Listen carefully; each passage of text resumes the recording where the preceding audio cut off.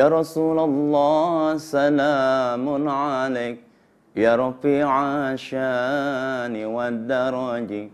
Ya Rasulullah salamun alaik, ya rafi'a syani wad daraji. Atfataya jiratal alami, ya uhainal judi wal karami.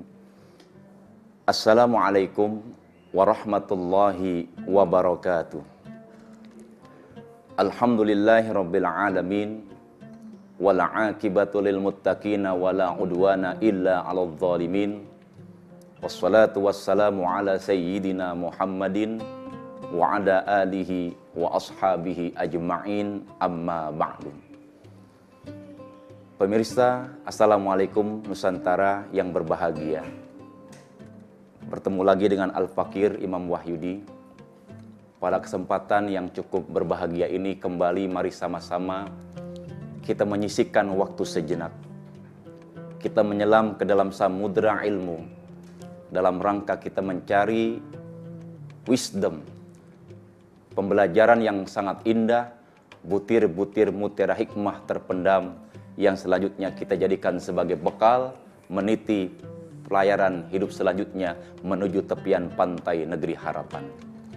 Salawat dan salam kembali mari sama-sama kita sampaikan kepada junjungan Nabi kita, Nabi besar Muhammad sallallahu alaihi wasallam. Pemirsa, Assalamualaikum Nusantara yang berbahagia. Tahukah Anda, dan kita sering dengar nama sahabat Rasul yang tidak asing lagi dalam kehidupan Nabi, bahkan kita sebagai umatnya. Katakanlah Imam Ali karramallahu wajhah. Pernah suatu ketika, Imam Ali karramallahu wajhah sedang duduk-duduk bersama para sahabat-sahabatnya saat itu.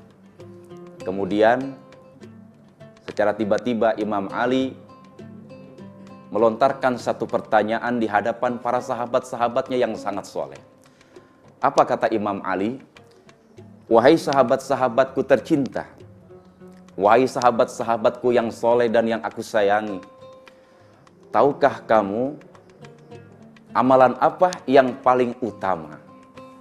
Itu pertanyaan yang cukup singkat yang dilontarkan oleh Imam Ali kepada para sahabat-sahabatnya.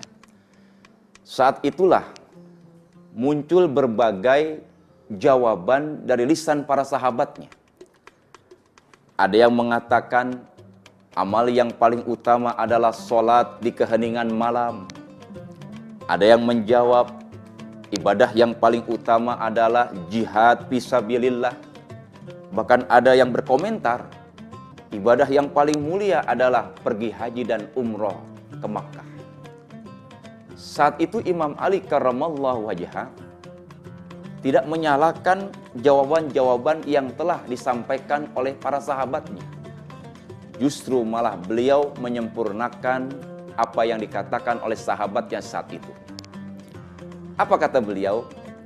Ibadah yang paling utama, sholat di keheningan malam, jihad fisabilillah, pergi haji ke Baitullah. Kalau semuanya itu benar-benar tidak diterima oleh Allah Subhanahu wa Ta'ala. Dari dialog di atas bisa kita tarik satu kesimpulan yang sangat sederhana.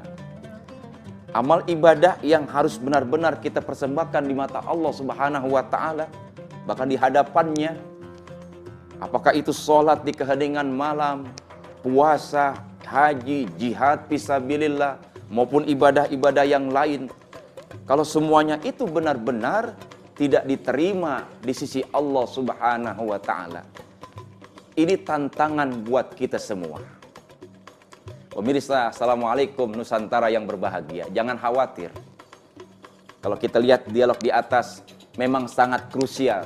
Tapi mari sama-sama kita simak. Ada 3 hal atau 3 syarat bagaimana upaya amal ibadah itu semua benar-benar menjadi amal ibadah yang diterima di sisi Allah Subhanahu wa Ta'ala. Yang pertama, amal yang terbaik.